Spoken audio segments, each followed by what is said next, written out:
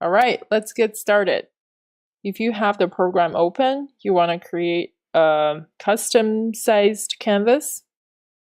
For the brush making purpose, we want a really big, giant square. The reason why we want square is because if it's a rectangle, automatically when we make a brush, Procreate will stretch it to a square. That will bring a lot of distortion to your logo, which you don't want.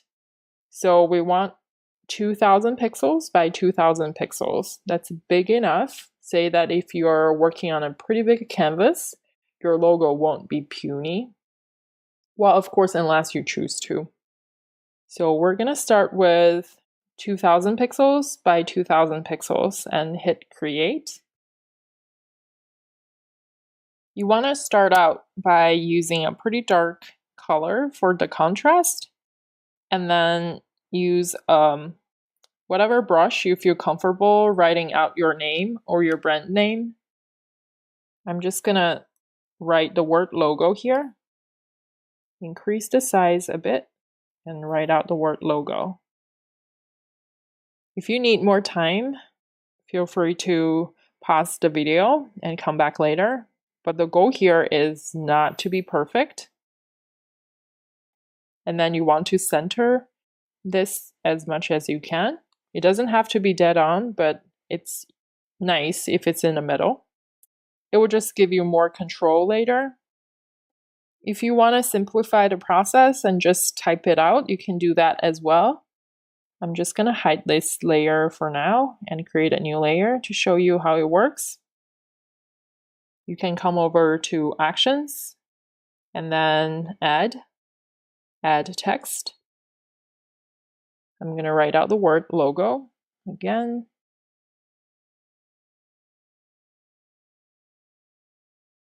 You can edit the style by click on the Edit Style button and then change the font and the size.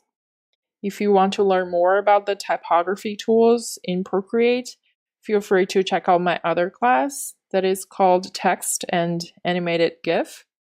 That will bring you up to speed. But as for now, I'm just going to give you a quick demo. So you can do this as well if you want this to be your logo. I'm just going to delete this layer for now because I will go with this hand-drawn look. So the next step we want to do is to color the logo white. To do that, you can lock the painted pixel by turning on the alpha lock. If you click on the thumbnail and then click on the alpha lock, you will see this checkerboard pattern appearing in the background that shows you all the painted pixels are locked. And then you can change the color to white and then click the thumbnail again and click fill color. It doesn't show you anything right now. That's because the background color is also white. You can turn it off and preview the logo right here. And then we want to save this image as a PNG to your local camera roll. The reason why we want it to be PNG is because we want the background to be transparent. We want the white logo on the transparent background. You want to come to Action and Share and PNG and Save Image. All right. Now you can turn the background color back on and turn off the alpha lock, create a new layer, and delete the old one. So now you can make your brush. First, you want to click on the brush icon and then click on the plus sign over here to create a new one. Immediately, you need to make two decisions. One is your shape source, the other is the grain source. The shape source is basically your logo. You want to insert the photo. So right now, you don't really see what you saved. That's because your logo is white and the background is also white. It's tricky. You just have to trust that there is a picture there and that's the last photo. If you click on that, you can preview over here. It's really nice because we have created a square canvas. If it was rectangle, it would be stretched at this point, which you don't want it to happen. As for grain source, we'll start with something really basic by choosing the swap from Pro Library here.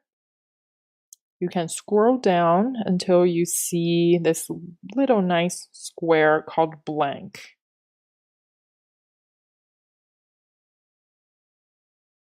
And now you can see the preview. It doesn't look anywhere close to a stamp. That's because we need to do just a couple more things. First, you want to come over to stroke and you want to turn the spacing all the way up, so the logos are not right next to each other. And then you can come over to general and scroll down and see the size limits. Under that, you want to turn the max level all the way up. And then scroll back up and turn on Use Stamp Preview. That will basically center your logo. And you want to turn the preview up and down. It's up to you. It doesn't really change how big your brush size default is. It just gives you a better view.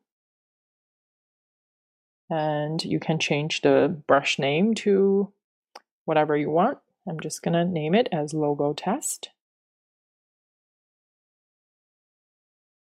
And click Done. Now let's test it. I'm just going to click on the brush and give it a different color. And then adjust the size. You can already preview the logo, which is pretty nice. And maybe at the corner over here. Ooh, that's pretty cool. You can change the size of the logo by changing the brush size. It's pretty intuitive. If you want to change your stamp color, you can just change the brush color. That will give you a different appearance. Just like any other layer, you can turn the opacity up and down and change the blending mode. You can make your logo as subtle as you want or as obvious as you want. It's pretty flexible.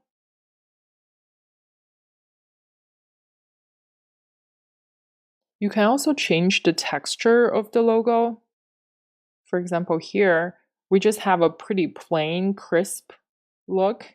If you want to add a little paper texture, you can click on your logo brush and then click on Source, swap from Pro Library, scroll all the way down and select Dirty Paper.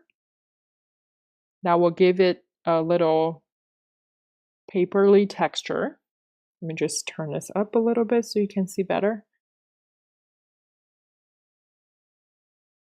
As you can see, there's transparency texture happening over here. It's a little bit hard to tell because our logo here is pretty thin. I'm going to show you what I have over here for my own stamp. This is a pretty classic inky stamp that will show the texture a lot better. As you can see, here is what I have. I was trying to mimic the artist stamps from Chinese painting hundreds of years ago. I like how it looks. And this one has a frame. And this guy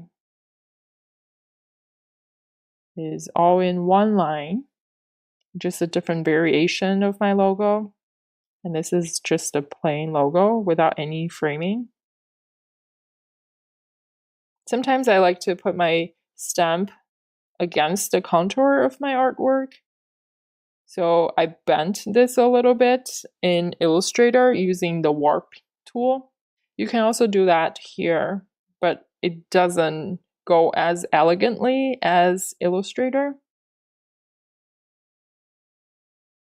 So yeah, that's just different variation. And in the next video, I'm going to show you how to make inky frames like this one, so that you can have a few variations that you can use and pull from your brush set.